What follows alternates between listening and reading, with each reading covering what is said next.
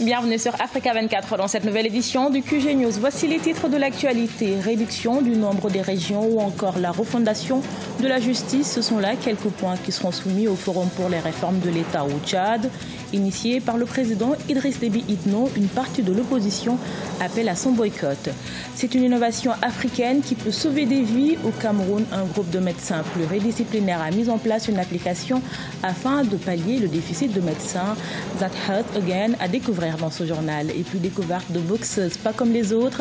En Afrique du Sud, un groupe de femmes âgées à Johannesburg utilise leurs poings pour combattre les maux et les douleurs de la vieillesse. Annoncé lors de son discours d'investiture en août 2017, l'organisation d'un forum inclusif prend forme au Tchad. Le chef de l'État, Idriss Déby Itno, a invité la classe politique et les forces vives de la nation à prendre part au forum pour les réformes de l'État. Toutefois, selon l'opposition, l'urgence pour le Tchad est ailleurs. Reportage de notre correspondant Mahamat Ramadan, commenté par Gaël Ebessa Monga.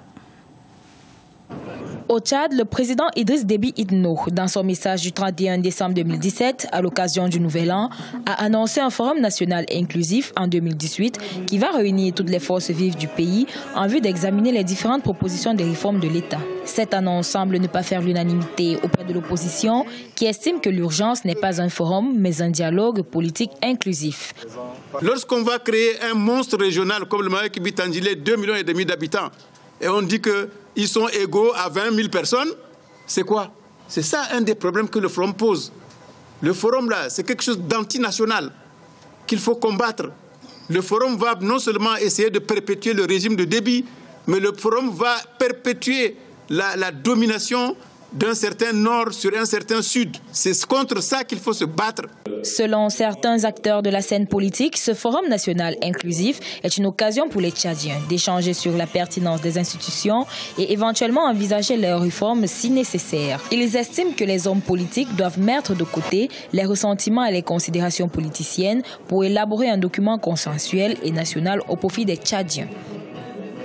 Le chef de l'État a annoncé donc la réforme en profondeur de ces institutions qui doivent permettre cette fois-ci à mettre en place des institutions qui pourraient favoriser le développement socio-économique et l'intégration nationale.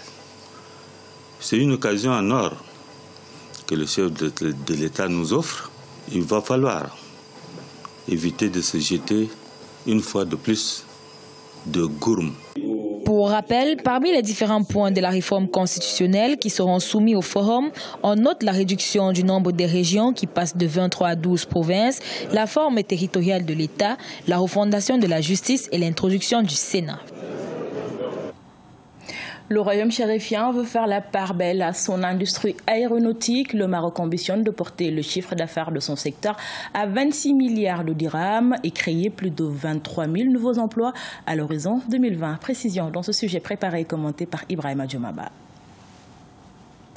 Au Maroc, les autorités se sont fixées de nouvelles perspectives pour l'industrie aéronautique. Le royaume chérifien envisage de renforcer ce secteur florissant de son économie. Il est prévu notamment d'accroître le chiffre d'affaires et de créer des milliers d'emplois dans les 2 prochaines années. Nous sommes confiants dans la tenue des objectifs fixés par le secteur de l'aéronautique, à savoir créer 23 000 nouveaux emplois, atteindre 26 milliards de dirhams de chiffre d'affaires et doubler le taux d'intégration locale pour le porter à 35% en 2020. Selon les chiffres officiels, le secteur de l'aéronautique du Maroc a réalisé une croissance de plus de 18% en 2017 par rapport à 2016. Cette performance est portée, selon Moulay Hafid El Alami, ministre marocain de l'Industrie, par la conjoncture mondiale qui a permis une demande réévaluée à 40 000 nouveaux appareils d'ici à 2030 et aussi un recours plus important des constructeurs aux sources émergentes. On ne peut pas se permettre en tant que pays en forte volonté d'industrialisation comme le Maroc d'être absent de ce secteur. L'envol du secteur aéronautique marocain a été enclenché par le lancement en avril 2014 du plan d'accélération industrielle 2014-2020. Ce plan a été renforcé en juillet 2015 par la signature de contrats de performance avec les multinationales Bombardier, EADS, Boeing et Safran. Ils ont décidé de faciliter l'accès à la santé aux Africains. Au Cameroun, 21 médecins pluridisciplinaires se sont emparés des nouvelles technologies afin d'améliorer la santé de leurs concitoyens. Grâce à leur application de télémédecine That Health Again, ils prodiguent gratuitement des conseils médicaux, les premières consultations ou encore les orientations pour les pharmacies de garde. Découverte dans ce reportage de notre correspondant Chérif Ousmane Bardonka. Selon l'Organisation mondiale de la santé, le Cameroun compte en moyenne un médecin pour 10 000 habitants. Face à ce déficit, le jeune médecin informaticien Herman Monkam et ses camarades ont décidé d'apporter une solution innovante qui permettrait aux Africains de pouvoir accéder gratuitement à un médecin, quel que soit le lieu où il se trouve. Avec leur application TEA, That Health Again, ils donnent la possibilité aux utilisateurs de contacter leur médecin par SMS, appel vocal ou vidéo et de leur envoyer des photos. Grâce à ces outils, le patient peut se faire consulter à distance. Vous avez plusieurs rubriques dans notre application vous permettant d'avoir accès à plusieurs fonctionnalités. Vous avez par exemple la rubrique discuter avec son médecin.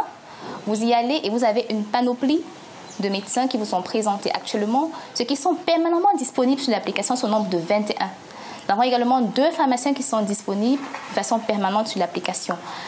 Cependant, nous avons plusieurs autres offres, qui sont les consultations en ligne. Elle vous permet d'avoir accès aux pharmacies de garde sur le territoire national. Elle vous permet de communiquer avec un transfert des données, c'est-à-dire fichiers, photographies, vidéos. L'équipe de TEA propose également des conseils médicaux hors ligne à tous ses utilisateurs. Avec 18 médecins et 2 pharmaciens sur la plateforme, la start-up compte en 6 mois d'existence plus de 19 000 utilisateurs, dont 4 000 patients permanents du Cameroun, du Togo, du Tchad, du Mali et du Bénin. Un jour, je m'étais foulé la cheville en jouant et je voulais prendre un médicament dans la rue. Bon, j'étais juste en ligne et je me suis dit que pourquoi pas essayer l'application. Et j'ai consulté un médecin, il m'a donné le nom d'un médicament que je peux trouver à la pharmacie. En fait, c'était une pommade. Et j'ai été satisfait, j'ai été guéri en moins d'1 semaine. À travers l'application, quel que soit l'heure et quel que soit le jour, le patient peut poser ses questions concernant le médicament. On lui répond clairement. Il y a des patients qui oublient par exemple la posologie ou qui n'arrivent pas à lire ce que le médecin a écrit. Et à travers l'application, nous essayons de lui donner des conseils appropriés pour la prise de son médicament. Comme toute jeune entreprise, TEA fait face aux difficultés de financement qui freinent encore son expansion. La start-up, qui ambitionne étendre ses utilisateurs dans toute l'Afrique, envisage lever plus de 13 millions de francs CFA pour financer son fonctionnement et réaliser son ambition, celle de faciliter l'accès aux médecins gratuitement. Elles ont entre 75 et 80 ans et ont décidé, pour garder la forme, de faire de la boxe dans un township d'Afrique du Sud. Avec 2 séances d'entraînement hebdomadaires, les mamies parviennent à soulager leurs maux de la vieillesse sur le ring de boxe et le club connaît depuis une notoriété exceptionnelle. Corinne Comdem. Dans la banlieue de Cosmos City, située dans la capitale économique sud-africaine de Johannesburg, les femmes âgées ont trouvé un moyen atypique de se donner une seconde jeunesse, la boxe. Âgées entre 75 et 80 ans, elles boxent pour lutter contre les douleurs de la vieillesse et pour garder la forme. Pour Mariam Barry, être dans le ring lui permet de se sentir jeune et énergique. La gym, c'est comme un médecin pour nous. Nous avons de l'hypertension, d'autres ont du diabète. Certaines d'entre nous ont même subi des opérations. Elles marchaient avec des bâtons, mais aujourd'hui, elles sont capables de marcher sans. Moi, je me sens rajeunie. J'ai l'impression d'avoir 16 ans, alors que j'en ai 80. L'entraîneur de boxe Kobile Kumalo explique que les mamies de Cosmos City ont commencé par faire de l'aérobic dans le cadre d'un programme spécial présenté au gymnase il y a 5 ans pour les personnes âgées. Ensuite, la boxe a été introduite et elles ont été séduites. Âgée de 76 ans, Germina Maluleka a rejoint le gymnase en 2012 quand elle a déménagé à Cosmos City.